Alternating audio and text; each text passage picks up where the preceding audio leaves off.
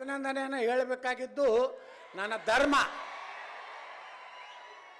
ನನ್ನ ಸಂಸ್ಕಾರ ಏನು ಕಲಿಸಿದೆ ಅಂದರೆ, ಇವತ್ತು ಸಿದ್ದರಾಮಯ್ಯನವರು ಒಳ್ಳೆ ಕೆಲಸ ಮಾಡಿದಾಗ ಸರ್ಕಾರದ ಕಾರ್ಯಕ್ರಮದಲ್ಲಿ ಅವರಿಗೆ ಅಭಿನಂದನೆಯನ್ನು ಗೌರವ ಕೊಡುವಂಥದ್ದು ನನ್ನ ಧರ್ಮ ಮತ್ತು ಕರ್ತವ್ಯ ಅಂತ ನಾನು ತಿಳ್ಕೊಂಡಿದ್ದೇನೆ.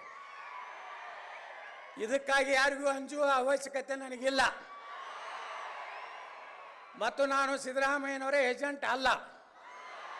ಕೆಲವೊಂದು ಮಂದಿ ಹೊಯ್ಕೋತಾರೆ ನನ್ನ ಮ್ಯಾಗ ಸಿದ್ದರಾಮಯ್ಯ ಏಜೆಂಟ್ ಅಂತ. ನಾ ಎಂದೂ ಅವ್ರ ಬಳಿ ಹೋಗಿಲ್ಲ ಮುಖ್ಯಮಂತ್ರಿಗಳ ಬಳಿ. ಆದರೆ ಅವ್ರು ಒಳ್ಳೇದು ಮಾಡಿದಾಗ ಅವಾಗ ಕೆರೆ ತುಂಬ ಕಾರ್ಯಕ್ರಮ ಮಾಡಿದ್ರು. ಬೇಗಂ ತಲಾಬ್ ಕೆರೆಯಲ್ಲಿ ತಾವು ಮುಖ್ಯಮಂತ್ರಿ ಇದ್ದಾಗ ನಾ MLC ಆಗಿದ್ದೆ.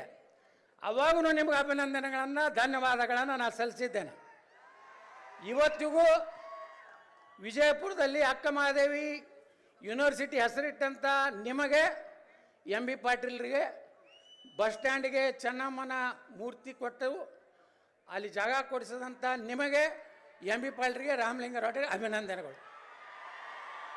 ಇದಕ್ಕೇನು ರೊಕ್ಕ ರೂಪಾಯಿ ಬೇಕಾಗೋದಿಲ್ಲ. ಇದಕ್ಕೇನದು ಪುಕ್ಸಟ್ ಧನ್ಯವಾದ ಹೇಳೋಕ್ಕೇನು ರೊಕ್ಕ ಬೇಕಾ?